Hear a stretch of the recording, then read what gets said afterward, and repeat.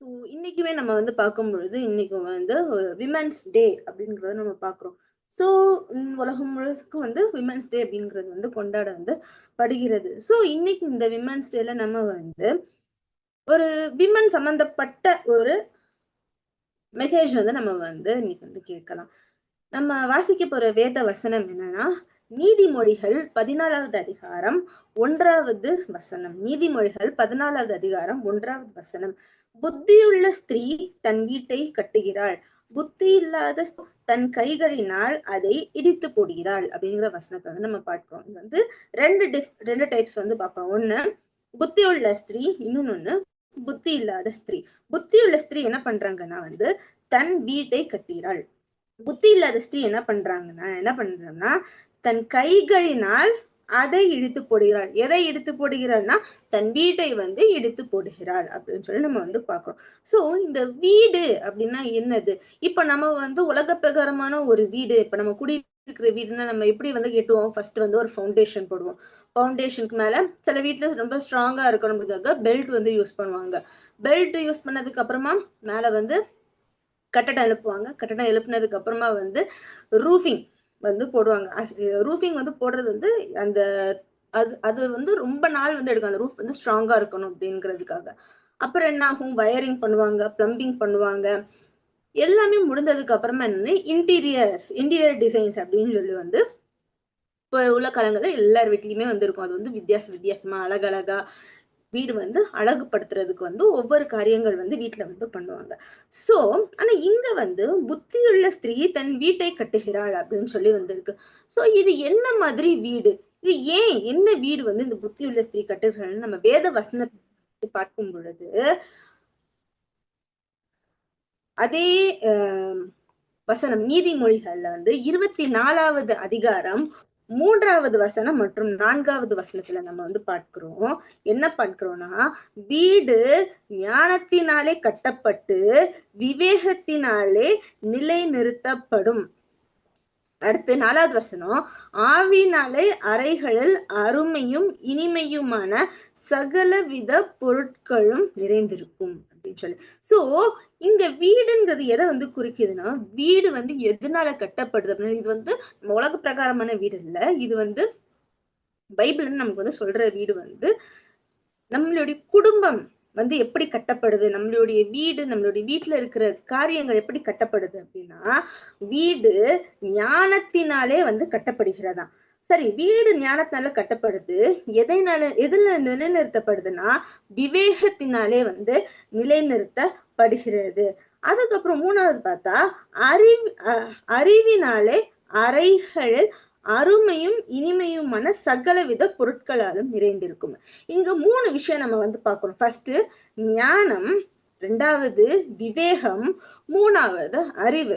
இத வந்து ஆங்கில வேத புத்தகத்துல நம்ம பார்த்தா ஞானம்னா விஸ்டம், அறிவு அப்படின்னா ஞானம்னா விஸ்டம், விவேகம்னா வந்து என்ன சொல்றாங்கன்னா வந்து அண்டர்ஸ்டாண்டிங், அப்புறமா அறிவு அப்படின்னா வந்து நாலேஜ். ஸோ இந்த 3 விஷயங்கள் வந்து இந்த வேத புத்தகத்துல வந்து சொல்றாங்க. சரி, இந்த 3க்கும் சிமிலாரிட்டிஸ் இருக்கு, அல்ல டிஃபரன்சியேஷன் இருக்குன்னா கொஞ்சம் டிஃபரன்சியேஷன் வந்து இருக்கு. ஸோ அது என்னன்னு சொல்லி நம்ம பார்த்தா ஃபர்ஸ்ட் ஞானத்தினாலே வந்து என்ன பண்ணுதுன்னா வீடு வந்து கட்ட வந்து படுகிறது. அப்போ ஞானம் அப்படின்னா என்ன, விஸ்டம் அப்படின்னா வந்து என்ன அப்படின்னா வந்து விஸ்டம் வந்து அது ஒரு டிசர்னிங், அதாவது எது சரி எது தவறு, எது வந்து எப்படி பண்ண வேண்டும் அப்படிங்கிற ஒரு டிசர்ன்மெண்ட் வந்து தான் வந்து ஞானத்தினால, அதாவது விஸ்டம்னால வந்து நம்மளுக்கு வந்து உண்டாகுது. அப்ப நம்மளுடைய வீடு கட்டப்படுறதுக்கு என்னன்னா நம்மளுக்கு வந்து எது சரி எது தவறு அப்படிங்கிறத நம்ம வந்து தெரிந்து கொள்கிறவர்களாக வந்து இருக்கணும். இந்த ஞானம் அப்படிங்கிறது எங்க இருந்து வருது, யார்கிட்ட இருந்து வருதுன்னா இந்த ஞானமானது ஆண்டவரை இருந்து வருது. அது வந்து பரிசுத்த ஆவியானவரோட ஒரு வெகுமதி. இட்ஸ் ஒரு gift of the holy spirit. அது வந்து ஒரிஜினேட்ஸ் ஃப்ரம் த காட். அதுக்கப்புறம் பார்த்தா வந்து கர்த்தருக்கு பயப்படுதல் ஞானத்தின் ஆரம்பம் அப்படின்னு சொல்லி நம்ம வந்து அதே நீதிமொழிகள்ல நம்ம வந்து படிக்கிறோம். அப்ப இந்த ஞானம் எங்க இருந்து வருது அப்படின்னா கர்த்தருக்கு பயப்படுகிறதுல இருந்து இந்த ஞானமானது வருகிறது. அப்ப இந்த ட்ரூ ஞானம், ட்ரூ விஸ்டம் அப்படிங்கிறது என்னன்னா ஆண்டவராகிய இயேசு கிறிஸ்துவிலிருந்து வருது. சோ இந்த ஞானம் அப்படிங்கிறது வந்து பார்க்கும் பொழுது பொண்ணும் சரி வெள்ளியும் சரி அதை காட்டிலும் ஒரு வேல்யூபிள், அதை காட்டிலும் வந்து மிக வந்து வெரி வெரி வெரி வேல்யூபிள் ஆனது வந்து எது சொல்றதுன்னா விஸ்டம், அதாவது ஞானம். சோ ஒரு வீடானது எதனால கட்டப்படணும்னா இந்த காரியங்கள்னால வந்து கட்டப்படணும். எது சரி எது தவறு, இன்னொன்னு ஆண்டவர்னால இந்த வீடு வந்து கட்டப்பட வேண்டியதாக இருக்கிறது. ரெண்டாவது பார்த்தா விவேகத்தினாலே நிலைநிறுத்தப்படும் அப்படின்னு சொல்லி பாக்குறோம். விவேகம் அப்படின்னா வந்து என்னன்னா அண்டர்ஸ்டாண்டிங் அப்படின்னு. ஸோ இந்த விஸ்டம்க்கும் அண்டர்ஸ்டாண்டிங்க்கும் என்ன டிஃபரன்ஸ், சில மைனர் டிஃபரன்ஸ் வந்து இருக்கு. அண்டர்ஸ்டாண்டிங் வந்து என்னதுன்னா வந்து லேர்னிங் காட்ஸ் வேர்ட், ஆண்டவருடைய வேதத்தை வசனத்தை நம்ம தியானிக்கிறது, அதன் மூலமா நம்ம என்ன ஆகும்னா அண்டர்ஸ்டாண்டிங் வந்து வரும். ஸோ விஸ்டம்ல நம்ம என்ன பார்த்தோம்னா அது வந்து டிசைனிங், என்னது இது சரி இது தவறு அப்படின்னா ஒரு டிசைன் பண்றது. ஆனா அண்டர்ஸ்டாண்டிங் என்னன்னா the difference between good and evil, அதாவது ஒரு வித்தியாசப்படுத்துதல், எது நன்மை எது தீமை அப்படிங்கிறது ஒரு வித்தியாசப்படுத்துதல் வந்து அண்டர்ஸ்டாண்டிங். ஸோ நம்மளுடைய வீடு எதனால கட்டப்படணும்னா வீடு ஞானத்தினால வந்து கட்டப்படுது. எதால வந்து நிலைநிறுத்தப்படுதுன்னா விவேகத்தினால நிலைநிறுத்தப்படுது. சரி, இந்த ரெண்டு நம்ம வந்து பார்த்துட்டோம். அடுத்து மூணாவது பார்த்தா வந்து அறிவினாலே அறைகள் அருமையும் இனிமையுமான சகலவித பொருட்களும் நிறைந்திருக்கும். அப்போ ஒரு வீட்டுல வந்து பார்க்கும்போது என்னைக்குமே ஒரு வீடு வந்து எம்டியா வந்து இருக்காது. நம்ம வீட்டுல வந்து நிறைய அலங்காரம் பண்றதுக்கு என்ன பண்ணுவோம், நிறைய திங்ஸ் வாங்குவோம், சோஃபா வாங்குவோம், சேர் வாங்குவோம். சோ இந்த வீடானது உள்ளுக்குள்ள பொருட்கள் எதனால அலங்கரிக்கப்படுது அப்படின்னு சொல்லி பார்த்தா அறிவினாலே. அறிவு அப்படின்னா வந்து நாலேஜ். சோ இந்த நாலேஜ்னால வந்து என்னன்னா அந்த அறைகள் வந்து அருமையும் இனிமையுமா வந்து என்ன சகலவித பொருட்களாலும் வந்து நிறைந்திருக்கும் அப்படின்னு சொல்லி நம்ம வந்து பாக்குறோம். இந்த நாலேஜ் அப்படின்னா என்னன்னா ஒரு ரிலேஷன்ஷிப் வித் காட், நமக்கும் ஆண்டவருக்கும் இருக்கிற ஒரு ரிலேஷன்ஷிப், ஒரு தொடர்பு. இது வந்து என்னன்னா understanding God's character and his will, அதாவது ஆண்டவருடைய கேரக்டர் இதுதான் இப்படிதான் இருக்கும் அப்படிங்கிறத நம்ம வந்து புரிந்து கொண்டு அவருடைய சித்தம் என்னவென்று நம்மளுடைய வாழ்க்கையிலே ஆண்டவருடைய சித்தம் என்னது அப்படிங்கிறத அறிந்து அதன்படி நடக்கிறது அப்படின்னு சொல்லி இன்னொரு வசனமும் நம்ம வந்து இதே நீதிமொழிகள்ல இருந்து பாக்குறோம். கர்த்தருக்கு பயப்படுதல் வந்து ஞானத்தின் ஆரம்பம்னு சொல்லி பார்த்தோம். அதே மாதிரி இன்னொரு வசனம் வந்து அதே நீதிமொழிகள் 1வது அதிகாரம் 7வது வசனத்துல வந்து நம்ம வந்து பார்க்கிறோம். நீதிமொழிகள் 1வது அதிகாரம் 7வது வசனத்துல என்னன்னா கர்த்தருக்கு பயப்படுதல் ஞானத்தின் ஆரம்பம், மூடர் ஞானத்தையும் போதகத்தையும் அசட்டை பண்ணுகிறார்கள் அப்படின்னு சொல்லி பாக்குறோம். இன்னொரு வசனம் என்ன நம்ம போட்டிருக்கு, fear of the Lord is the beginning of knowledge அப்படின்னு சொல்லியும் வந்து இருக்குது. சோ கர்த்தருக்கு பயப்படுதல் வந்து விஸ்டமுக்கும் வந்து ஒரு ஸ்டார்டிங், நாலேஜுக்கும் வந்து ஸ்டார்டிங்கா வந்து இருக்குது. சோ இந்த இதுல நம்ம வந்து பார்த்த 3 முக்கியமான விஷயம் வந்து நம்மளுடைய வீடு வந்து எதனால கட்டப்படணும்னா ஞானத்தினால் வந்து கட்டப்பட வேண்டும், விவேகத்தினால நிலைநிறுத்தப்பட வேண்டும், அறிவினாலே வந்து அதோட அறைகள் வந்து என்னன்னா அருமையும் இனிமையுமான சகலவித பொருட்களாலும் நிறைந்திருக்கும் அப்படின்னு சொல்லி இந்த 3 காரியங்கள் நம்ம வந்து பார்க்கிறோம். சோ ஒரு புத்தியுள்ள ஸ்திரீ வந்து என்ன பண்ணணும்னா தன் வீட்டை கட்டுகிறாள். எப்படி கட்டுகிறாள்னா ஞானத்தினால் கட்டுகிறாள், அதன் விவேகத்தினால வந்து அதை வந்து நிலைநிறுத்தப்படுகிறாங்க. மூணாவது வந்து அறிவுனால அதன் அறைகள் வந்து எல்லாமே வந்து ஃபுல்லா வந்து நிரம்புது. சோ ஒரு புத்தியுள்ள ஸ்திரீ, சோ ஒரு புத்தியுள்ள ஸ்திரீ நம்ம என்ன பண்ணணும் அப்படின்னா வந்து நம்மளுடைய வீடு, அதாவது நம்மளுடைய குடும்பம் கர்த்தருக்குள் கட்டப்படுறதுக்கு நம்மளுக்கு வந்து ஞானம் வேணும், அண்டர்ஸ்டாண்டிங் வேணும், இன்னொன்னு நாலேஜ் வந்து வேணும். இந்த 3மே யார்கிட்ட இருந்து வரும்னா ஆண்டவராகிய இயேசு கிறிஸ்துவினிடத்துல இருந்து வரும். இன்னொன்னு ஒரு வசனம் நம்ம வந்து மத்தேயு எழுதின சுவிசேஷத்துல நம்ம வந்து பார்க்கும் பொழுது, சரி லூக்கா எழுதின சுவிசேஷத்துல வந்து நம்ம வந்து பார்க்கும் பொழுது, லூக்கா எழுதின சுவிசேஷம் 6வது அதிகாரம் 47வது வசனத்துல இருந்து 49வது வசனம். லூக்கா 6வது அதிகாரம் 47வது வசனத்துல இருந்து 49வது வசனம். என்னிடத்தில் வந்து என் வார்த்தைகளை கேட்டு அவைகளின் பணி செய்கிறவன் யாருக்கு ஒப்பாய் இருக்கிறான் என்று உங்களுக்கு காண்பிப்பேன் அப்படின்னு சொல்லி. சோ இதுல 3 விஷயத்த ஆண்டவர் காமிக்கிறாங்களா. என்னிடத்தில் வந்து என் வார்த்தைகளை கேட்டு, யாரிடத்தில் வந்து ஆண்டவராகிய இயேசு கிறிஸ்துவின் இடத்தில் வந்து அவருடைய வார்த்தைகளை கேட்டு அதன்படி நடக்கிறவன். சோ இந்த 3 கேட்டகரி பண்றாங்க. எதுக்கு ஒப்பா இருக்கிறாங்கன்னு ஆண்டவர் சொல்றாங்கன்னா கட்பாறையின் மேல் அஸ்திபாரம் போட்டு வீடு கட்டுகிற மனுஷனுக்கு ஒப்பாயிருக்கிறான்னு. சோ நம்ம இந்த இது, அதாவது நம்ம வீடு கெட்டதை பத்தி பார்த்தோம். அது மட்டும் இல்ல, அறைகள் எப்படி இருக்குன்னு சொல்லி பார்த்தோம், எப்படி வந்து நிலைநிறுத்தப்படுதுன்னு சொல்லி பார்த்தோம். ஆனா எங்க இந்த வீடு கட்டப்பட வேண்டும் அப்படின்னு பார்த்தா கட்பாறையின் மேல் வந்து கட்டப்பட வேண்டியதா இருக்கு. சோ கட்பாறையின் மேல் வந்து அஸ்திபாரம். சோ ஃபவுண்டேஷன் அப்படிங்கிறது தான் எந்த ஒரு வீடு கட்டுறதா இருந்தாலுமே ஃபவுண்டேஷன் அப்படிங்கிறது வந்து ரொம்ப ரொம்ப ரொம்ப ரொம்ப முக்கியமானது. நம்ம உலக பிரகாரமான வீடுகள் கட்டும் போதே ஃபவுண்டேஷன்னா வந்து எத்தனை அடி நம்ம வந்து போடுறோம் அப்படின்னு சொல்லி பார்ப்பாங்க. எவ்வளவு ஆழமா வந்து ஃபவுண்டேஷன் மண்ணுக்குள்ள இருக்கோ அந்த அளவுக்கு வந்து பில்டிங் வந்து மேல மேல மேல வந்து ஸ்ட்ராங்கா வந்து கெட்ட வந்து முடியும். அதே மாதிரி இந்த வீடு ஞானத்தினால் நம்ம வீடு கெட்டுறதா இருந்தாலும் சரி, அந்த அண்டர்ஸ்டாண்டிங் நாலேஜ் இருந்தாலும் எதன் மேல நம்ம வீடு கெட்டணும்னா கட்பாறையின் மேல் வந்து வீடு கெட்டுறவங்களா வந்து இருக்கணும். அப்படி கட்பாறையின் மேல் வந்து வீடு கெட்டுற மனுஷன் வந்து என்ன ஆகும்னு சொல்லி பார்த்தா பெரும்பெள்ளம் வந்தும் நீரோட்டம் அந்த வீட்டின் மேல் மோதியும் அதை அசைக்க கூடாமல் போயிற்று, ஏனென்றால் அது கண்மலையின் மேல் அஸ்திபாரம் போடப்பட்டிருந்தது அப்படின்னு சொல்லி.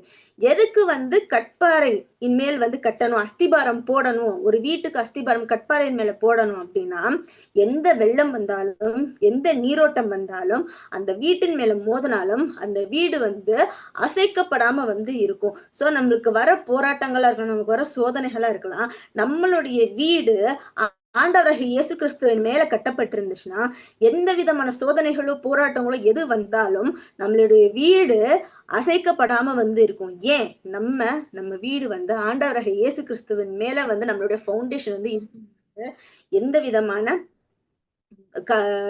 போராட்டங்கள் எது வந்தாலும் அசைக்கப்படாது. ஆனா நம்ம கட்டுற வீடு ஆண்டவர் மேல நம்ம ஃபவுண்டேஷன் போடல அப்படின்னா என்ன ஆகும்னு 49வது வசனத்துல பார்க்கும்போது, என் வார்த்தைகளை கேட்டு அவைகளின்படி செய்யாதவனோ.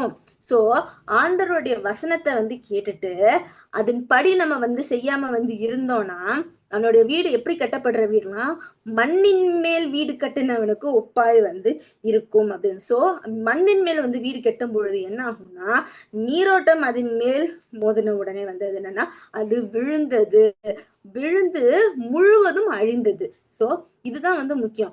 அதாவது நம்மளுடைய வீடு நம்ம வந்து மேல எவ்வளவு அழகா கெட்டுறோங்கிறது இருந்தாலும் நம்மளுடைய அஸ்திபாரம் எவ்வளவு ஸ்ட்ராங்கா இருக்குது, அந்த அஸ்திபாரத்தை வச்சுதான் அந்த பில்டிங்கோட ஸ்ட்ராங்னஸ் வந்து நமக்கு வந்து தெரியும். சோ நம்மளுடைய அஸ்திபாரம் வந்து யார் மேல இருக்குன்னா ஆண்டவராகிய இயேசு கிறிஸ்துவின் மேல வந்து இருக்கணும். சோ ஆண்டவருடைய இயேசு கிறிஸ்துவின் மேல நம்மளுடைய வீட்டோட அஸ்திபாரம் இருக்குது அப்படின்னா இயேசு இடத்தில் வர வேண்டும், அவருடைய வார்த்தைகளை வந்து என்ன பண்ணணும், கேட்கிறவர்களாக இருக்கணும். கேட்கிறது மாத்திரம் இல்ல, அதன்படி என்னது செய்கிறவர்களாக இருக்க வேண்டும் அப்படின்னு சொல்லி. ஓகே, இப்ப வந்து வீடு வந்து யார் மேல நம்ம வந்து அஸ்திபாரம் போட்டிருக்குன்னா ஆண்டவராகிய இயேசு கிறிஸ்துவின் மேல. சோ நம்மளுடைய வீடு வந்து எப்படி இருக்குன்னா எந்த விதமான போராட்டங்கள் சோதனைகள் கஷ்டங்கள் பிசாசின் காரியங்களாக இருந்தாலும் வந்து நம்மளுடைய வீடு வந்து எப்படி இருக்கும்னா வந்து அசைக்கப்படாம இருக்கும். ஏன்னா வந்து அது அஸ்திபாரம் வந்து கண்மலையின் மேல் போடப்பட்டு இருக்கிறது அப்படின்னு சொல்லிட்டு. அது மட்டும் இல்ல, நம்ம வந்து அதே இது நம்ம வந்து என்ன வாசித்தோம் 24வது அதிகாரத்துல வந்து ஞானத்தினாலே வந்து கட்டப்படுது, அறிவினாலே வந்து வந்து அந்த உள்ள ரூம்ஸ் எல்லாமே வந்து ஃபில் ஆகுது அப்படின்னு சொல்லி பார்த்தோம். ஓகே, இப்போ உள்ள இருக்கும் பொழுது என்ன செய்ய வேண்டும் அப்படின்னு சொல்லி பார்க்கும் பொழுது ஒரு வீட்டுல வந்து துதியின் சத்தம், பாடலின் சத்தம், ஆராதனையின் சத்தம், வேத வாசிப்பின் சத்தம் வந்து என்ன இருக்கணும்னா அந்த இடத்துல வந்து எப்பொழுதும் வந்து கேட்டுக்கொண்டே வந்து இருக்க வேண்டும் அப்படின்னு சொல்லி. இப்ப வந்து நம்ம பழைய ஏற்பாட்டுல எடுத்துக்கிட்டா வந்து பரிசுத்த ஸ்தலம் மகா பரிசுத்த ஸ்தலத்துல பார்த்தா எப்பவுமே வந்து இன்சென்ஸ் வந்து எரிஞ்சுட்டே இருக்கும். சோ அங்க வந்து ஆர்க் ஆஃப் கவர்னன்ட் வந்து இருக்கும், அதுல வந்து பொற்பாத்திரம் மண்ணா வைக்கப்பட்டுட்ட பொற்பாத்திரம் வந்து இருக்கும் அப்படின்னு சொல்லி படிக்கிறோம். சோ அதே மாதிரி நம்ம வீட்டுல என்னென்னலாம் இருக்கணும், துதியின் சத்தம் பாடலின் சத்தம் வந்து இருக்கணும். சோ நம்மளுடைய வீட்டுல வந்து பிரச்சனைகளோ சண்டைகளோ வந்து எதுவுமே வந்து இருக்க வந்து கூடாது. எப்பவுமே வந்து ஆண்டவரை துதிப்பாடுற எந்த ஒரு கஷ்டத்தின் சூழ்நிலைமையில கூட நம்ம என்னன்னா ஆண்டவரோட பாடுறது ஆண்டவருடைய வசனத்தை தியானிக்கிறவர்களாக வந்து நம்ம வந்து இருக்க வந்து வேணும். சோ இதுதான் வந்து ஒரு வீடு. சோ ஒரு புத்தி உள்ள ஸ்திரீ வந்து என்ன பண்றாங்கன்னா தன் வீட்டை கட்டுகிறாள்னா இது எல்லாமே வந்து சேரும். ஃபர்ஸ்ட் அந்த வீடு அஸ்திபாரம் ஆண்டவர் மேல போடணும், ஞானத்தினால கட்டப்படுது, அண்டர்ஸ்டாண்டிங் இருக்குது, நாலேஜ் விஸ்டம் எல்லாத்தினாலும் கட்டப்படுது. மெயினா அது உள்ளுக்குள்ள என்ன இருக்குது அப்படின்னா, துதியின் சத்தம், ஆராதனையின் சத்தம், வேத வாசிப்பு, வேத வசனம் எல்லாமே நிறைந்த ஒரு இடமாக அது காணப்பட வேண்டும் அப்படின்னு சொல்லி. ஆனா புத்தி இல்லாத ஸ்திரீ என்ன பண்றாங்க அப்படின்னு பார்த்தா, அந்த வீட்டை என்ன பண்றாங்கன்னா இடித்து போடுகிறாங்க அப்படின்னு சொல்லி நம்ம பார்க்கணும். இடித்து போடுறதுன்னா இருக்கிற ஒரு கெட்டியிருந்த ஒரு பார்ட்ட கூட அது ஒரு புரோக்கன்னஸ். வீட்டுல யோசித்து பாருங்க, வீட்டுல ஒரு பிரச்சனைகள், ஒரு சண்டைகள்னு வரும்போது ஒரு பீஸ் நம்மளுக்கு இருக்காது.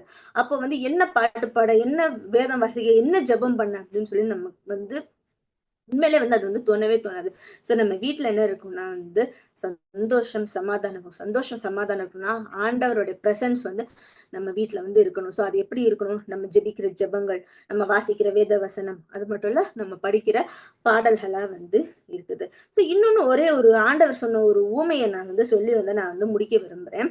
ஆண்டவர் அழகா ஒரு உவமையை சொல்றாங்க. என்னன்னா 10 கன்னிகைகள் இருந்தாங்களாம். அதுல 5 புத்தியுள்ள கன்னிகைகளும், மீதி 5 புத்தி இல்லாத கன்னிகைகள் இருந்தாங்க. அந்த புத்தியுள்ள கன்னிகைகள் என்ன பண்றாங்க அப்படின்னா, அவங்க லேம்ப் வச்சிருக்காங்க. லேம்ப் மட்டும் இல்ல, ஆயிலும் சேர்த்து வச்சிருந்தாங்க. ஆனா இந்த புத்தி இல்லாத கன்னிகைகள் என்ன பண்றாங்கன்னா, வெறும் லேம்ப் மட்டும் வச்சிருக்காங்க. அவங்க எதுக்காக வெயிட் பண்றாங்கன்னா, மணவாளன் வருகிறதற்காக அவங்க வெயிட் பண்ணிட்டு இருக்காங்க. வெயிட் பண்ணி பார்க்க மணவாளன் வரவே இல்லை. சோ அயர்ந்து அவங்க தூங்கிடுறாங்க.